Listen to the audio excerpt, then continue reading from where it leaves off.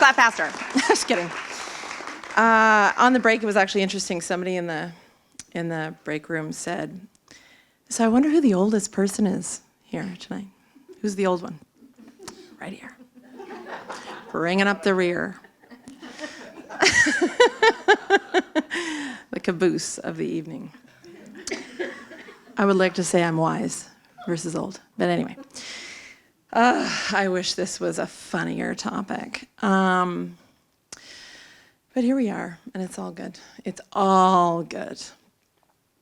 All of it. So here's my story. A few months after my marriage, my husband and I were newly married, I was blindsided to learn that I was pregnant for the first time.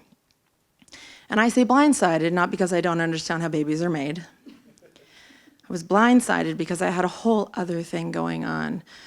I was absolutely in a midlife crisis at 33 years of age, and yet the news hit me as though I was 15 and going to get kicked out of my house. I was absolutely terrified.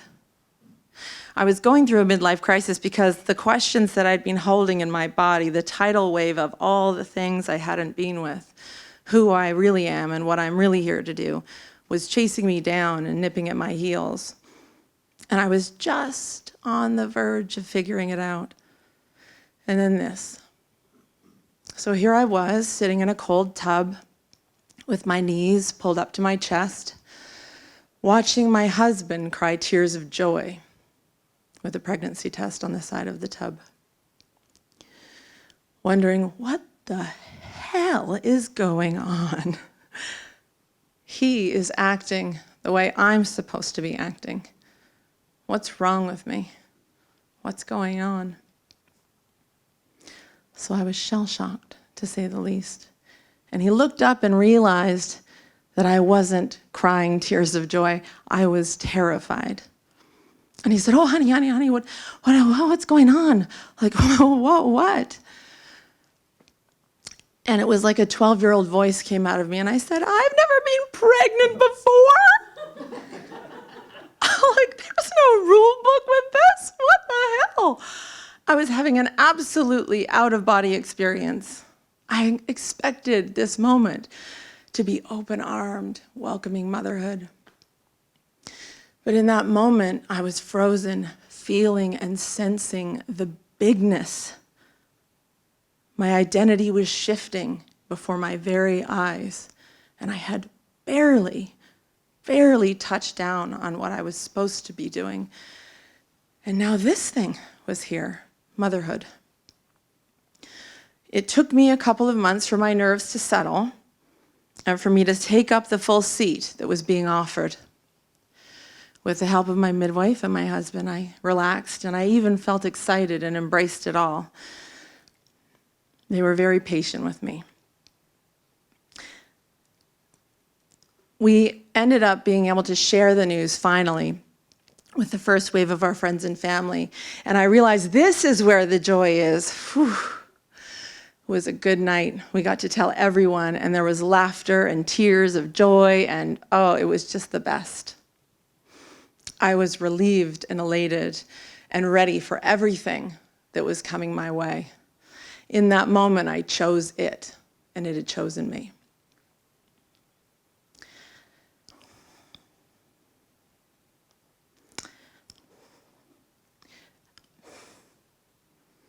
The very next morning, I woke up to severe cramping and bleeding. And I began to lose our child. I struggled to articulate what unfolded over the coming days, hours and days that happened and followed after. But a flashing of words and phrases and scenes sort of play in my mind. Absolute chaos. Physical and emotional chaos. Terror at what I was being invited to experience, completely out of control. The rug pulled out from under me.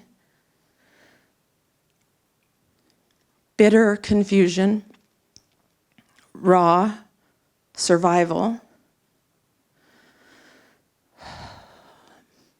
And at the same time, the intimacy of shared pain with someone you care so deeply with and for, that I held very closely to my chest, as well as the unpredictable tears that I thought would never end.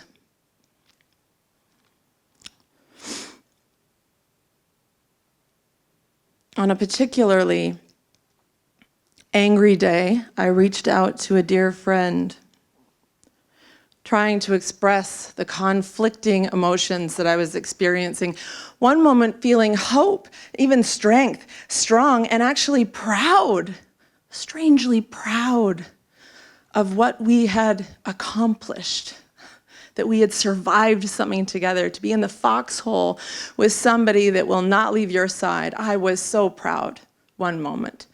And the next, on the floor without hope, feeling absolutely trapped and terrorized by the helplessness of the entire situation. And she said something to me. She said, "You're in the grieving process, Keri-Anne." And I was actually stunned. I was stunned that she had said it. No one had actually said that to me. They had talked about how to take care of yourself and, the tilted head of empathy and sympathy and all that comes with that. But she was handing this to me. You're in the grieving process.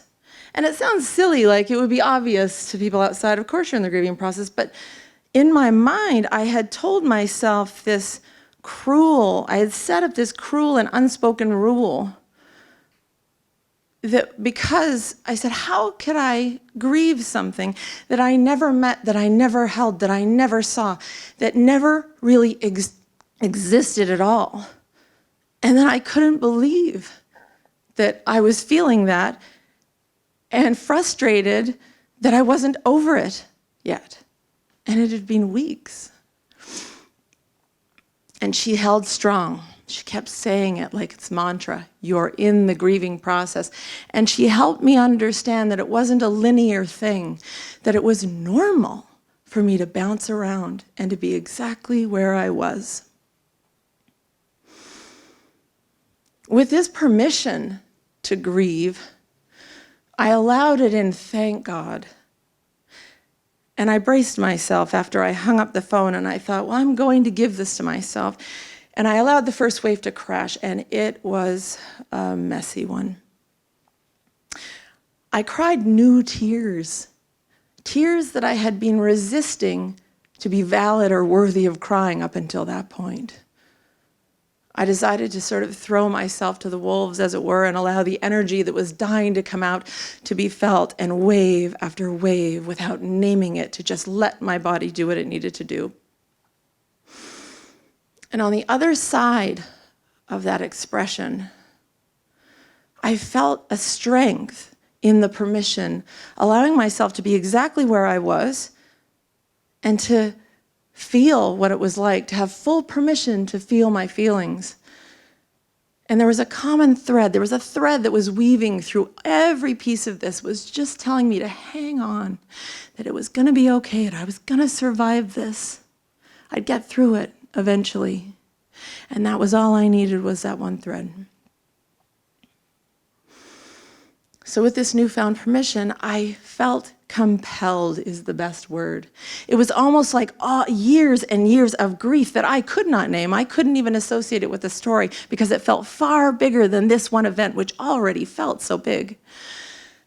I felt compelled and freed, and all of a sudden this urge rose up in me. I have to write. What the hell? Where is this coming from? And I went with it. It was like I was not in control, but in a very empowering way. Get a pen. Oh, okay. Get paper. Start to write. And I felt this drive to give a voice to the feelings that were existing inside of me, to end the madness once and for all. Because they felt like a round table full of angry investors, which was my former life. So it was an interesting metaphor to come to the surface. Angry investors, where's my money? Anyway, they were all hoarse, trying to talk over one another, but no one was being heard, and they were all just in this pursuit of somebody listen, and they were angry. And no one was getting any further. I was getting nowhere with this with this metaphor, and I knew it. And I was like, well, today you will be heard and you will be seen. And I held my pen and I was like, let's do this. And I rolled up my sleeves, as it were. And I started to identify 3 particular voices. And they almost started to appear like characters within me, pieces of myself, parts of myself that wanted to be deeply expressed. And the first one I recognized was the observer. Now, she was wringing her hands and walking around, and she just wanted to figure this all out, and she just wanted everybody to get along. And then there was this victim who was on the floor and wanted to cry 24/7 and not be told to stop. And then there was a bully that was hovering over the victim that said, get off the floor, get over it already. It was a pretty tough room. Can't say I was super excited to find out what each one of them wanted to say to me, to be honest. I was also scared, but this was real, this idea that I had never thought of before. So which one do I go to first? Which one would you go to first? What a choice. I decided to go to the observer, of course, because she felt the safest.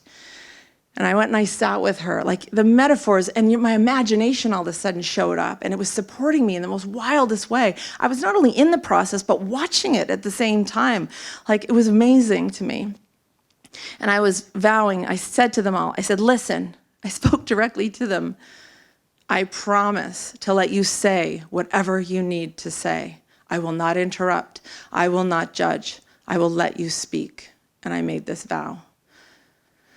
And something visceral shifted, and off we went. I first sat with the observer, and she was wringing her hands. She had posture. She was pacing. She was fretting. She was worrying. She was like the nicest friend you've ever had that just wishes we could all get along. And she said to me, she said, I don't know what to do. If I side with the bully, this will harden my heart and close me off, forever being cold and distant and disconnected. And I don't want that. If I side with the victim, I'm so afraid of her grief and her sorrow that I will be sucked down into the vortex, lost forever, and we will all go down with the ship. I just wish they would listen to one another, but there's nothing I can do.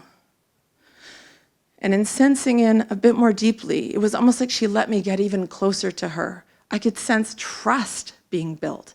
It was wild. She let me feel. She was empathetic. She was kind. She was understanding. She was like the biggest lover in the room. She did want all of us to get along, and she deeply felt and understood and loved both of them and me as a whole. When she felt complete and emptied, she thanked me, and I was welcome to go to the other 2. I decided to go to the victim next. She showed me herself small and curled up like a ball on the floor, her emotions raging from deep, deep sorrow, barely able to have the energy to lift her torso off the ground. Going from that extreme into absolute rage, slamming her fists on the ground, wanting answers and getting none, wanting to know who did this, why did this happen? Her pain was enormous. She allowed me to feel her sorrow alongside her, and she was grateful. The closer I got, the more she shared. I understood on a deep level that her pain had purpose. She didn't actually want to be there, she said. I don't want to be here, but I would be no other place.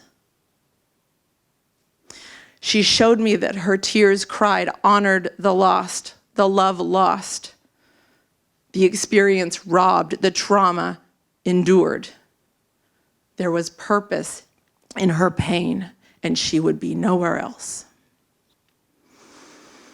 And then I understood her even more deeply, and she changed. It was amazing. She shifted from being a victim into the baddest ass part of myself that was a fierce advocate for my emotions. She was an advocate that said, this happened, this mattered, and I don't mind being an inconvenient truth and making other people uncomfortable in my presence. You are worth it, and your heart is worth it. I will be no other place. And I was in awe of her willingness and her commitment to my whole self, even if she was misunderstood. I let her speak until she was emptied. And it was like we exchanged a glance. And I have never felt such resonant respect for myself, for her, for the entire process that I was going through. There was nothing holier in that moment. She thanked me, and then I headed over to the bully. Well, she came at me like a gang of voices. She was sick and tired of this, and she wanted the victim to get off the floor. She had lots to say, and she was frantic, and she was desperate. And she came across intense and in my face. It's been weeks already. You went back to work. What are you doing? Why are you making this so difficult? 1 in 4, they said. It's normal. You're not the first one to go through this. All this is going to be a waste. Stop crying. Get off the floor. You're going to be pregnant again, and all this is going to feel silly. You're going to feel silly after this. And she was desperate, and she allowed me to feel that desperation, and I realized, you're scared. And I asked her, what are you scared of? And she said, I hate seeing you like this. I hate seeing us like this. This isn't us. And then I realized she represented all the best parts of me. She represented my positivity and my power and my passion and my enthusiasm and my aliveness and all of that. And she was scared that she was never going to be that again. So she wasn't a bully after all. She loved me deeply. And she thought on some misguided, weird level that her words were going to be motivating. Well, once she heard herself, she realized that she just was so scared. She didn't know what else to do. And she didn't know what else to be. And when she felt complete, she thanked me too, because she could stop being that way. On the other side of this really weird threesome that I never expected my grief to bring me, I noticed something new. The voices all stopped. For the first time, and as long as I could remember, far beyond this experience, I felt peace. The absence of all the voices and all the struggling to be heard. They all felt heard. They all felt seen. They all felt like they mattered. And I was in awe. Was that all that it took? I've been walking around with these suckers for so long. All they wanted was to be heard and explored and expressed and respected. Felt like I was on my knees in the church of myself. You know, we often want to rise above a situation and be holier than it, be enlightened and untouched by the shit that life sends us. And I realized in that moment there is nothing holier than the shit life sends us. And our emotions want us to know things that we don't consider. They're not here to take us down. They're here to hold us and carry us and honor our experiences. And they're here to carry us. They are our transportation from one phase into the next, from one classroom into the next, with peace on the other side if we are willing to trust. I have one thing to let you know. You could not be in safer hands than in the seat of yourself. And today, I saw a quote, and I find it very interesting that you are bookending me and Steph. And it was a beautiful quote. And it said, "The moment we become a warrior is the moment we turn towards ourself and listen." Thank you.